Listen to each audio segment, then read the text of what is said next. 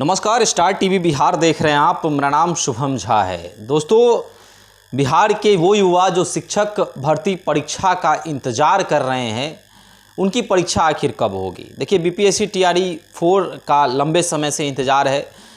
आपको बता दें कि जब बजट सत्र था उस समय शिक्षा मंत्री सुनील कुमार ने यह घोषणा की थी कि 10 अगस्त से पहले हम तमाम प्रक्रियाओं को समाप्त कर लेंगे।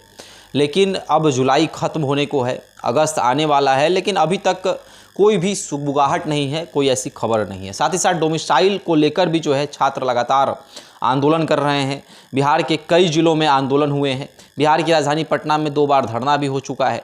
बातचीत करेंगे, हमारे साथ टीसीएच के संस्थापक सौरभ झा सर है।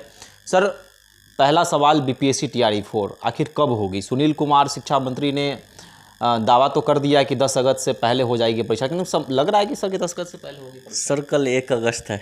10 अगस्त से पहले परीक्षा कैसे होगी, आप खुद सोचिए। ना तो फॉर्म भराया है, तो फिर संभव ही नहीं है। तो ऐसी मतलब उनकी बातें थी, जो बातें हवा हवाई में चली गई। उन लोगों को पहले तो ये बच्चों के बीच क्लियर करना चाहिए कि टीआरई 4 में नंबर ऑफ़ वैकेंसीज कितनी आप ला रहे हैं और कौन सी क्लास में कितनी ला रहे हैं, जो कि सबसे मेजर पॉइंट है। जो कि एक बच्चे के मन में सस्पेंस चल रहा है कि हम जिस क्लास की तैयारी कर रहे हैं, जिस सब्जेक्ट की तैयारी कर रहे हैं, आखिर उसमें वैकेंसी आनी कितनी है।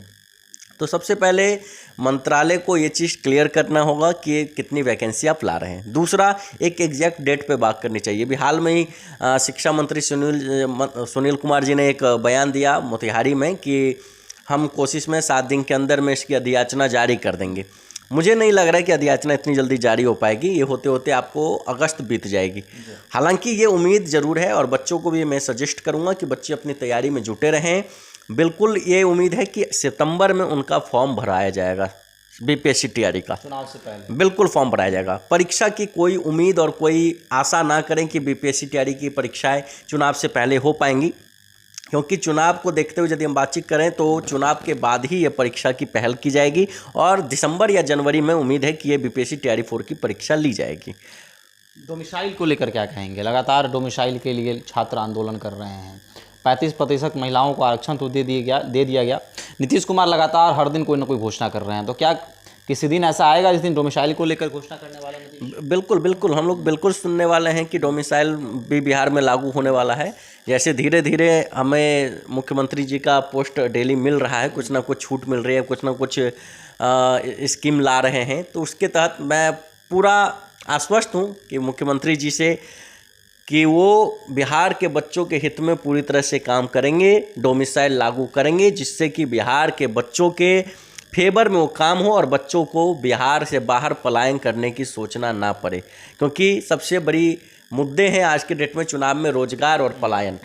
तो इसको रोकने के लिए मुख्यमंत्री जी से मेरा अपना विनम्र आग्रह है कि वो इस चीज़ों पे पहल करें और डोमिसाइल को पूरी तरह से लागू करें, ताकि बच्चे एकजुट होकर और अच्छे मन से वो अपनी तैयारी को अंजाम दें। क्योंकि यदि हम बात करें तो हमने ये देखा था कि जब टीआरई 3 में प्राइमरी टीचर में जब वैकेंसी आ रही थी तो उसमें लगभग 74-75 वैकेंसी थी, जिसमें से 6000 कुछ पोस्ट पे सिर्फ यूपी के कैंडिडेट का ज्वाइनिंग हुआ है। 1000 कैंडिडेट सिर्फ बिहार के थे। तो बताइए, बिहार के बच्चों के साथ धोखा हुआ या क्या हुआ? तो मेरा ये मानना है कि बिहार के बच्चों के साथ बिल्कुल धोखा नहीं होना चाहिए।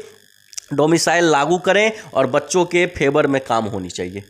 बीपीएससी शिक्षक भर्ती के परीक्षा का जो तैयारी कर रहे हैं बच्चे, उनको आप पढ़ाते हैं, बच्चों के मन में क्या प्रश्न उठ रहा है? क्या बच्चे कह सकते हैं कि थोड़ा सा ये हो रहे हैं, परीक्षाएं नहीं हो रही हैं, तो क्या उनका मनोबल गिर रहा है, ऐसा लग रहा है क्या? हाँ, बच्चे तो पूरी तरह से अपने, यदि उनको मोटिवेट ना किया जाए तो वो तो खुद में खुद डिमोटिवेट हो चुके हैं कि सर ये परीक्षा होगी नहीं, सर ऐसे रद्द हो जाएगा, ये चुनाव का बस मुद्दा है, जुमला है। लेकिन बच्चों को फिर भी हम लोग बोल रहे हैं कि नहीं, टीआरई 4 ज़रूर आएगा, आप लोग तैयारी में जुटे रहें। क्योंकि सरकार जिस तरह से डिले कर रही है, आज कल परसों डेली टाइम बढ़ रहा है। ऐसा लग रहा है ऐसे कर्जा ले रखे और कर्जा वालों को रिटर्न नहीं करना है पैसा, तो वो टाइम लेता है। बस उसी तरह से सरकार कर रही है ये चीज़ कि हम टाइम पे टाइम ले रहे हैं, लेकिन फाइनल डेट नहीं बता पा रहे हैं। तो बच्चों के बीच मनोबल तो घटा है, लेकिन फिर भी बच्चों को हम लोग उत्साहित करके रखे हैं। बच्चों को पूरी तैयारी जोर शोर से करवा रहे हैं कि आप लोग पूरी तरह से तैयार रहिए। वैकेंसी आज आ जाए, कल आ जाए, 2 महीने बाद आए, जिस दिन आए उस दिन आपको परीक्षा देना और जिस दिन रिजल्ट आए उस दिन आपका रिजल्ट होना सुनिश्चित रहे। अच्छा, इतिहास गवाह है सर, आपकी संस्था ने कई ऐसे बच्चे बनाए हैं जो शिक्षक बनकर अभी अपना काम कर रहे हैं। टीसीएस जो है शिक्षकों को किस प्रकार अपने संस्थान में लाती है बच्चों को पढ़ाने के लिए? उनमें पात्रता क्या देखती है? ऐसा क्या पैमाना देखती है जिससे वो शिक्षक जो हैं यहाँ आते हैं और बच्चों को पढ़ाते हैं? आपका कहने का मतलब ये है कि हम लोग का सिलेक्शन प्रोसेस क्या है, कि हम जो टीचर को क्लास में भेजते हैं उनका क्या है? तो मेरा बहुत सिंपल सा अपना मानना रहता है कि बहुत ज़्यादा टीचर को नॉलेज है या नहीं वो हम बाद में देखते हैं। सबसे पहले देखते हैं कि टीचर जो उसके पास नॉलेज है वो डिलीवर कर पा रहा है कि नहीं। सबसे पहला चीज़, उसके पास नॉलेज कितना है और किताबी ज्ञान कितना, ये हम सेकेंडरी पे रखते हैं। पहला चीज़ ये है कि उसके पास जो नॉलेज उसको डिलीवर करने आता है कि नहीं। यदि वो चीज़ में है वो सफल, तो उसका सिलेक्शन का चांस हमारे पास बढ़ जाता है। दूसरा, उसके बाद फिर हम देखते हैं कि उसके पास जो फैक्ट हैं उसकी कितनी नॉलेज है। तीसरा, वो बहुत ज़्यादा बोर्ड का यूज तो नहीं कर रहा है या बहुत कम यूज तो नहीं कर रहा है, मतलब बच्चों को कितना वो अपने साथ जोड़ पा रहा है। क्योंकि यदि बच्चे आपके साथ जुड़ेंगे तो बच्चा ज़्यादा सीखेगा, और यदि आप सिर्फ उनको किताबी ज्ञान देंगे तो बच्चा आपके साथ जुड़ नहीं पाएगा। तो ये 3-4 चीज़ों को हम लोग सबसे पहले मेजर कैटेगरी में रखते हैं कि टीचर के पास फैक्ट तो होना ही चाहिए, लेकिन उससे ज़्यादा है कि जो फैक्ट है, जो नॉलेज है, वो डिलीवर करना उसको आना चाहिए। और तीसरा, फिर उसके पास इंटरेक्ट करने की क्षमता है कि नहीं, बच्चों को जोड़ पाता है कि नहीं। 1 घंटे के क्लास में कितने बार बच्चों को अपनी तरफ जोड़ पा रहा है, हंसा पा रहा है। क्योंकि बच्चों को ना जितना आप अपने से जोड़ेंगे उतना बेहतर बच्चा सीखेगा। तो सीटेट में हम लोग यही पढ़ाते हैं कि बच्चों को एक्टिविटी बेस्ड लर्निंग कराइए। तो अभी भी हम लोग बीपीएससी टीचर में जो बच्चों को पढ़ा रहे हैं उनको भी ये बोलते हैं कि टीचर लोग को कि आप बीपीएससी पढ़ा जरूर रहे हैं, लेकिन बच्चों को एक्टिविटी बेस्ड पढ़ाइए। बच्चों को वो एग्जाम्पल दीजिए जो काम वो कर चुके हैं लाइफ में, ताकि उनको याद रहे।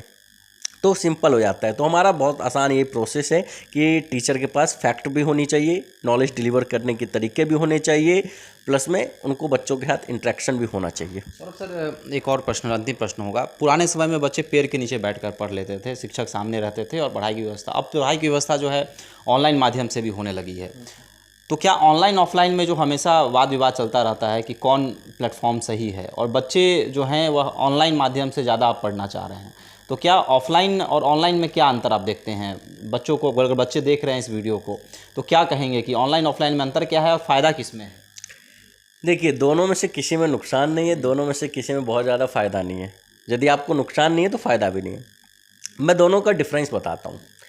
ऑनलाइन क्लास यदि कोई बच्चा कर रहा है तो उनको कहीं ना कहीं दिक्कतें आती हैं। हम लोग ऑफलाइन में पढ़ा रहे हैं तो बच्चे आते हैं हमारे पास, जो एडमिशन लेते हैं तो बताते हैं कि सर हमने ऑनलाइन पढ़ा था, हमको डाउट रह गया, हमारे कॉन्सेप्ट क्लियर नहीं हो पाते थे, हम पूछ नहीं पाते थे, तो ये सारी कमियां रहती थी। ऑफलाइन क्लास में क्या है कि बच्चे के सामने टीचर हैं, जब डाउट हुआ, जैसा डाउट हुआ, तुरंत ऑन टेबल आपका डेस्क बेंच पर आप बैठे हैं, आपका डाउट पूरा क्लियर हो रहा है। सबसे प्लस पॉइंट ये है। दूसरा, आपको जब मन होगा तब आप पूछ सकते हैं। ऑनलाइन में ये चीज़ नहीं हो सकता है। ऑफलाइन में यदि आपका पूरा बेसिक क्लियर है, पूरा कॉन्सेप्ट आपका क्लियर है, तो आप रिवीजन के लिए मोटी फीस, ऑफलाइन में मोटी फ़ी लगती है, ऑनलाइन में बहुत कम नॉमिनल फ़ी लगती है, तो आप कम फ़ी दे के आप ऑनलाइन में मूव कर सकते हैं कि वहाँ पे आपको एक बार रिवीजन मिल जाए। बेसिक डिफरेंस मेन यही है। तो बच्चों को मैं सजेस्ट करूँगा, यदि आपका पूरा बेसिक क्लियर है, आपका पूरा कॉन्सेप्ट क्लियर है, तो आप ऑनलाइन कोचिंग की तरफ मूव करिए। यदि आपको लग रहा है कि आपका बेसिक क्लियर नहीं है, आपका कॉन्सेप्ट अभी क्लियर नहीं है, आपको नॉलेज अभी नहीं है, फैक्ट की कमी है, तो आप पहले ऑफलाइन मोड में पढ़ के अपनी सारी चीज़ों को क्लियर करिए, देन ऑनलाइन की तरफ मूव करिए। चलिए, तो आधार बनाना पड़ेगा और आधार ऑफलाइन ही बना सकता है। और जिस तरह से डोमिसाइल को लेकर चर्चा हो रही है बिहार में कि डोमिसाइल बिहार में लागू होनी चाहिए, छात्र युवा तो ये यहाँ तक कह रहे हैं कि वोट हम देते हैं, नौकरी बाहर ही पा लेते हैं। साथ ही साथ बीपीएससी TRE-4 का भी इंतज़ार हो रहा है कि आखिर कब तक नोटिफिकेशन निकलेगा। जुलाई बीत गया, अगस्त आ गया। शिक्षा मंत्री का वह बयान भी जो है अब चर्चा का विषय बना हुआ है कि सरकार के लोग भी क्या झूठ बोलते हैं। तमाम तरह की चर्चाएं, आरोप भी लग रहे हैं। आपके अनुसार क्या है? सर ने बताया है कि अगस्त तक हो सकता है, कहीं अगस्त सितंबर तक नोटिफिकेशन आएगा, लेकिन परीक्षा जो है वह चुनाव के बाद होगी। आपके नज़रिए से क्या है? अभी हमारे साथ कमेंट सेक्शन में अपने आ सकते हैं। देखते रहें स्टार TV बिहार। धन्यवाद।